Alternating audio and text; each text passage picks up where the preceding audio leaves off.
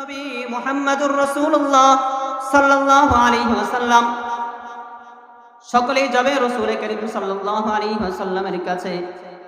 রাসূল আল্লাহ পাক রব্বুল আলামিনের কাছে সুপারিশ করবেন, সিজদায় লুটিয়ে পড়বেন। আল্লাহ পাক রব্বুল আলামিন বলবেন, হে নবীজি, আপনার দুনিয়াতে দান মুবারক শহীদ হয়েছে, আমি সহ্য করেছি। জালেমরা আপনার মাথায় লোহার কয়রা ঢুকিয়ে দিয়েছে, সেটা আমি সহ্য করেছি। কাফেররা আপনার শরীরে থুতু নিক্ষেপ করেছে, সেটা আমি সহ্য করেছি। আবু জেহেল উতবা সাহেব আপনাকে নানা ধরনের নির্যাতন করেছে, নিপীড়ন চালিয়েছে, সেটা আমি সহ্য করেছি। আপনি আমার সবচাইতে কাছের বন্ধু, আজকে আপনি যা বলবেন তা আমি শুনতে থাকবো। আপনি মাথা ওঠান, বলেন আপনার কি আবদার পূরণ করতে হবে, আপনি আবদার করবেন, আর আমি আল্লাহ পাক রব্বুল আলামিন সে আবদার পূরণ করতে থাকবো। হে উম্মত, রাসূলের হতভাগা উম্মত, কোন লালসায় দুনিয়ার মুখে পড়ে সে রাসূলের মোহাব্বত, সে রাসূলের ভালোবাসাকে বলে তোমার সামনে রাসূলের দান মুবারক শহীদ করা দিন মিটিয়ে যাইতেছে, আর তুমি দুনিয়ার তামাশা নিয়ে আছো। আজকে আসো এই মাহফিল থেকে রাসূলের ভালোবাসার আদর্শের কথাগুলো শোনো, মনকে পরিবর্তন করার চেষ্টা করো, আর নিজেকে রাসূলের আদর্শে গড়ার জন্য চেষ্টা করো। সেই দিন সমস্ত মানুষকে বলে যাবে, নিজের গর্ভধারিণী মা সন্তানকে অস্বীকার করবে, বলবে দুনিয়াতে আমার কোনো বিবাহ শাদী হয় নাই। পিতা বলবেন, না, আমি কোনো দুনিয়াতে কোনো বিবাহই করিনি, আমার সন্তান কোথা থেকে আসবে। স্বামী স্ত্রীকে অস্বীকার করবে, স্ত্রী স্বামীকে অস্বীকার করবে। আল্লাহ পাক রব্বুল আলামিন বলেন, ইয়াউমা ইয়াফিরুল মারউ মিন আখিহি ওয়া উম্মিহি ওয়া আবিহি ওয়া সাহিবাতিহি ওয়া বানি। আপন ভাই ভাইকে অস্বীকার করবে, আপন স্ত্রী নিজের স্বামীকে অস্বীকার করবে, স্বামী তার স্ত্রীকে অস্বীকার করবে। সবাই যখন অস্বীকার করবে, একমাত্র সাড়া দিবে আমাদের ডাকে, সেই ব্যক্তিটি হলেন আমাদের নবী মুহাম্মদুর রাসূলুল্লাহ।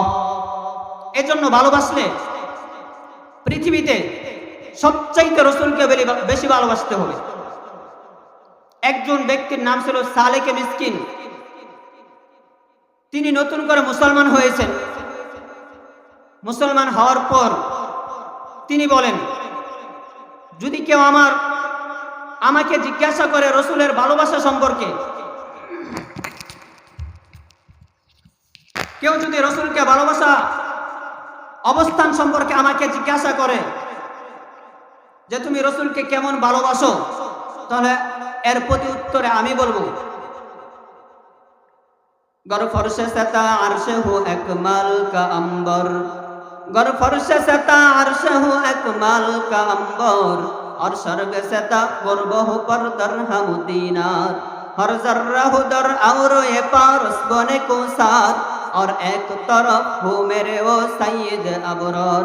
फिर साले के मिस्की से कहे अब तो किया ले, सब छोड़ के ना लाइने मोहम्मद को उठा ले।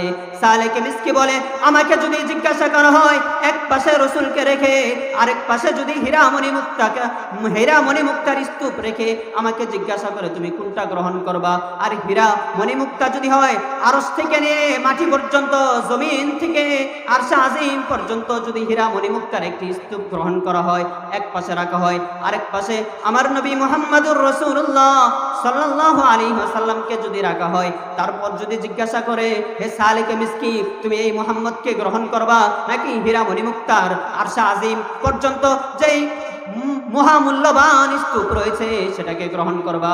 আমি আস্তে আস্তে বসার থেকে উঠবো, উঠিয়া দাঁড়াবো, দাঁড়ায় রাসূলের কাছে যাব, রাসূলের দুইখানা জুতা মুবারক বুকের সাথে জড়াই নিয়া সারা পৃথিবীর মানুষকে জানিয়ে দিব, হে পৃথিবীর মানুষ, জানিয়ে রাখো, এই হীরা মণি মুক্তা না, রাসূল করিম সাল্লাল্লাহু আলাইহি ওয়াসাল্লামের দুইখানা জুতা মুবারক এই মহামূল্যবান স্তূপ থেকেও আমার চাইতে মহামূল্যবান সম্পদ।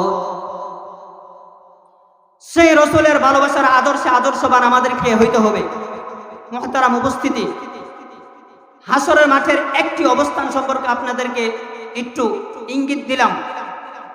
সেই সময়ের আরেকটি অবস্থান হলো, বর্তমান পৃথিবী থেকে সূর্য অনেক দূরে। এই সূর্য আমাদেরকে যখন দুনিয়াতে আলো দেয়, সেই তাপ আমরা সহ্য করতে পারি না। সেই তাপ থেকে আত্মরক্ষার জন্য দুনিয়াতে বিভিন্ন ধরনের ব্যবস্থাপনা আমরা গ্রহণ করে থাকি। তার ভিতরে একটি ব্যবস্থাপনা আল্লাহ তাআলার কুদরতি ব্যবস্থাপনা। আল্লাহ তাআলা 24টি ঘন্টা আমাদেরকে কুদরতি আবহাওয়া বাতাস জারি করে দিয়েছেন। সেই বাতাসের মাধ্যমে আমরা রোদের তাপমাত্রাকে কিছুটা হালকা অনুভব করতে পারি।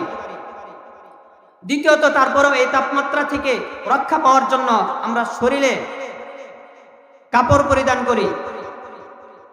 তারপরেও যদি আমাদের শরীরে তাপমাত্রার আগে সেই তাপমাত্রাকে প্রতিহত করার জন্য, তাপমাত্রা থেকে রক্ষা পাওয়ার জন্য আমরা ইলেকট্রনিক বিভিন্ন বস্তু গ্রহণ করে থাকি। আমাদের উপরে সাইডে বিভিন্ন জায়গায় পাখার ব্যবস্থা আছে, সেই পাখা ব্যবস্থা আমরা গ্রহণ করে থাকি।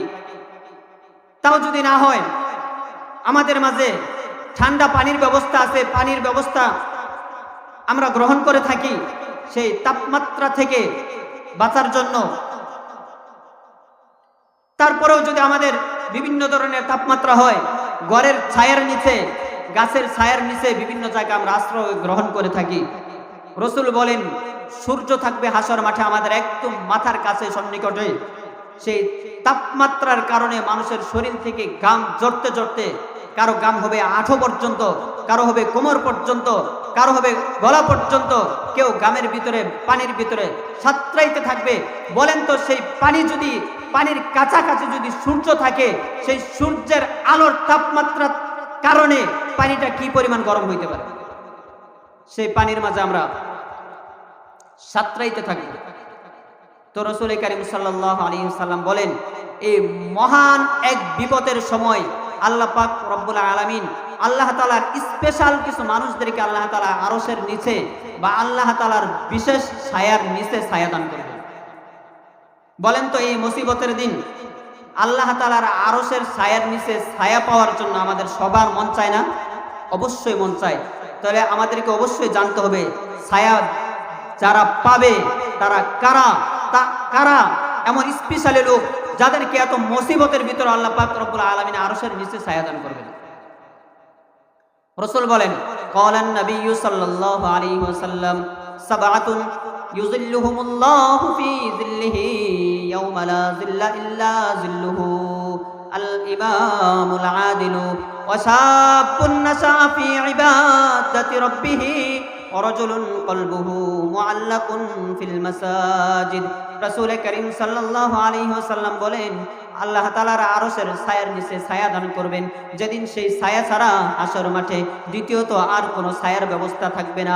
রাসূল কারীম সাল্লাল্লাহু আলাইহি ওয়াসাল্লাম বলেন, 7 শ্রেণীর মানুষদেরকে আল্লাহ তাআলা সেই ছায়ার নিচে আশ্রয় দান করবেন। তার 1 নাম্বার হলো আল ইমামুল আদিলু, ন্যায়পরায়ণ শাসক, যে পৃথিবীতে নিষ্ঠতার সাথে, ন্যায় নিষ্ঠার সাথে বিচার ব্যবস্থা কার্যক্রম করবে। ফালতু কোনো শাসন ব্যবস্থা থাকবে না, যেখানে কোনো জুলুম আর নির্যাতন থাকবে না। এরকম পৃথিবীতে যদি কোনো শাসক থাকে, আল্লাহ পাক রব্বুল আলামিন তাকে স্পেশাল আল্লাহ তাআলার বিশেষ ছায়ার নিচে আশ্রয় দান করবে। কি মনে করেন এরকম শাসক পৃথিবীতে নাই? যারা রাসূলের সোহবত পেয়েছেন, রাসূলের কাছে থেকেছেন, রাসূল থেকে দিন শিখেছেন, তারা পৃথিবীতে ইনসাফপূর্ণ শাসন ব্যবস্থা প্রতিষ্ঠা করেছেন। আমরা যখন রাসূলের সেই সোনার আদর্শের, সাহাবায়ে কেরামের আদর্শ থেকে বিচ্যুত হয়েছি, রাসূলের সাহাবীদের সেই সোনালী শাসক থেকে আমরা অনেক দূরে সরে গিয়েছি, এজন্য আল্লাহ তাআলা আমাদের উপর বিভিন্ন ধরনের নির্যাতনের গজব চাপিয়ে দিয়েছে। আমরা সেই নির্যাতনকে কামাই করেছি।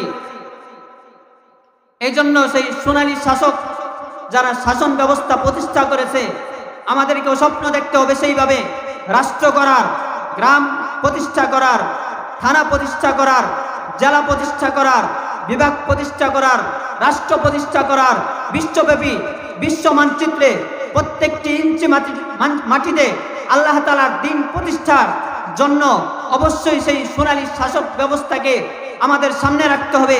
তাদেরকে অনুসরণ করে দুনিয়াতে আমাদের চলতে হবে। তবেই আল্লাহ পাক রব্বুল আলামিন আমাদের ভিতরে আল্লাহ তাআলার রহমতের ছায়া দান করবেন, আমাদের ভিতরে শান্তির বিস্তার করে দেবেন।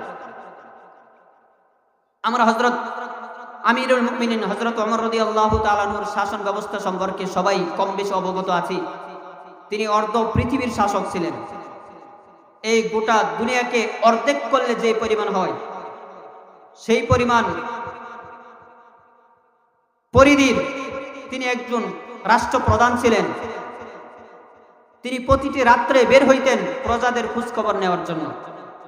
সাথে কোনো পুলিশ, কোনো ফোর্স, কোনো বডিগার্ড, প্রতিরক্ষা কোনো ব্যবস্থা ছিল না।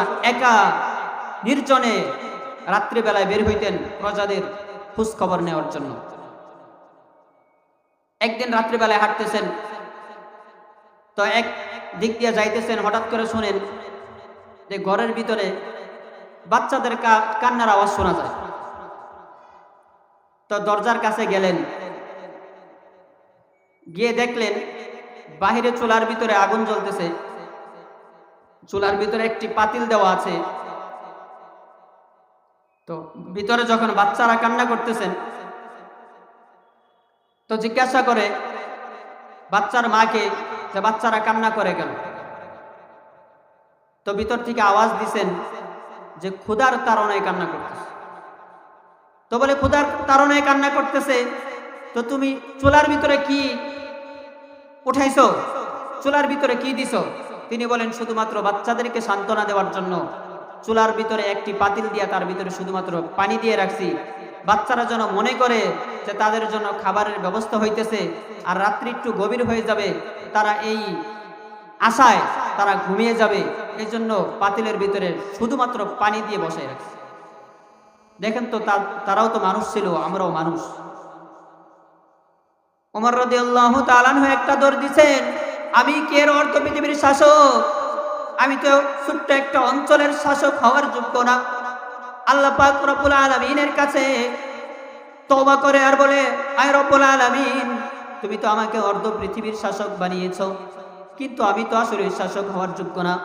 আমার একজন প্রজার বাড়িতে ছোট শিশু বাচ্চারা ক্ষুধার তাড়নায় কান্না করতেছে, আর আমি অর্ধ পৃথিবীর শাসক হয়ে বসে আছি। আমার দ্বারা তো জুলুম হইতেছে, আমি তো একজন জালেম হয়ে গেলাম। কিসের শাসক? রাষ্ট্রীয় কোষাগারে গেছেন, কয়েকটি খেজুর নিছেন, কিছু আটা নিছেন, একটি থলের ভিতরে কিছু দিরহাম দিনার নিয়েছেন। তার গোলাম হযরতে আসলাম রাদিয়াল্লাহু তাআলা আনহুকে ডাকেন, হে গোলাম, আমার মাথার ভিতরে এই বোঝাটা একটু উঠিয়ে দাও। গোলাম আর মনিবের খেলা। মনিব গোলামকে বলে, হে গোলাম, তুমি আমার মাথার ভিতরে এই যে বোঝাটা একটু উঠিয়ে দাও। গোলাম বলেন, হে আমিরুল মুমিনিন, আপনি তো অর্ধ পৃথিবীর শাসক, আপনি তো আমার মনিব, আপনি আমার মাথায় এই বোঝাটা উঠিয়ে দেন, আমি বহন করে গন্তব্য স্থান পর্যন্ত নিয়ে যাব। আমিরুল মুমিনিন চমক দিয়ে বলেন, হে আসলাম, তুমি কি হাসর মাঠে আমার গুনাহের বোঝা উঠাইতে রাজি আছো? আসলাম রাদিয়াল্লাহু তাআলা আনহু বলেন, আমি চুপ হয়ে গেলাম।